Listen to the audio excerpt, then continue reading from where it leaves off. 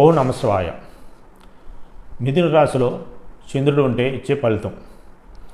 మీ జాతక చక్రంలో మీ రాశి ఏ రాశి అయినప్పటికీ కూడా మిథున రాశిలో చంద్రుడు ఉంటే ఇచ్చే ఫలితం అంతంత మాత్రమే.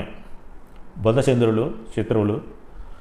బుధుడి ఇంట్లో చంద్రుడు యోగించడం అన్నది పెద్దగా ఉండదు.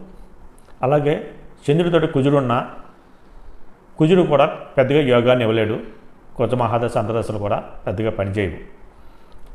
అదే బుధుడు ఉంటే కనుక బుధుడు స్వక్షేత్రం అయినప్పుడు అయింది కాబట్టి బుధుడు యోగిస్తాడు.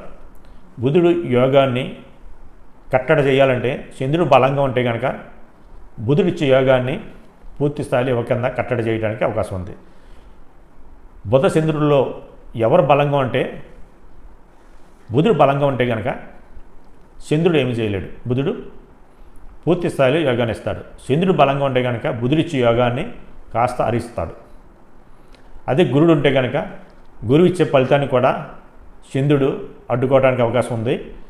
మిథునంలో గురుడు ఉండడం అంత కరెక్ట్ కాదు కాబట్టి యావరేజ్గా మాత్రం శుభ ఫలితాలను గురుడు ఇవ్వడానికి అవకాశం ఉంది. అలాగే శుక్రుడు ఉంటే కనుక శుక్రుడు యోగాన్ని ఇస్తాడు మిథున రాశిలోను. చంద్రుడు బలంగా ఉంటే కనుక ఆ యోగాన్ని కాస్త తగ్గిస్తాడు. చంద్రుడు బలహీనంగా ఉండి శుక్రుడు బలంగా ఉంటే కనుక పూర్తి స్థాయిలో శుక్రుడు యోగిస్తాడు. అలాగే శని ఉంటే కనుక శని బలంగా ఉంటే కనుక శని మిత్రశాస్త్రం అయింది కాబట్టి శని యోగాన్ని ఇస్తాడు. శని కన్నా చంద్రుడు బలంగా ఉంటే కనుక కాస్త ఆ యోగాన్ని తగ్గిస్తాడు.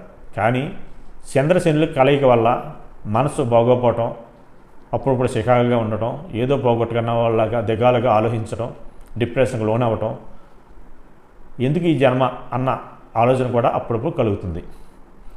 అలాగే రాహువు ఉంటే కనుక రాహువు యోగించడం మిథున రాశిలో. కేతు ఉంటే కనుక కేతు సామాన్యంగా యోగిస్తారు తప్ప పెద్దగా కలిసి రాదు.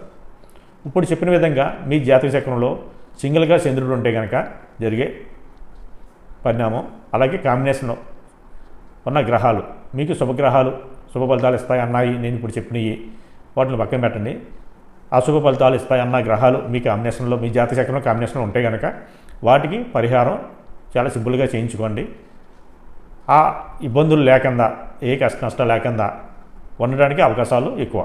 పరిహారం మాత్రం హెవీగా చేయించవలసిన అవసరం లేదు, ఎక్కువ డబ్బులు ఖర్చు పెట్టవలసిన అవసరం లేదు. చాలా సింపుల్గా చేయించండి. చేయించడం వల్ల మాత్రం ఎంతకంత మీకు కలిసి వస్తుంది. మానసిక అశాంతి అన్నది ఉండదు.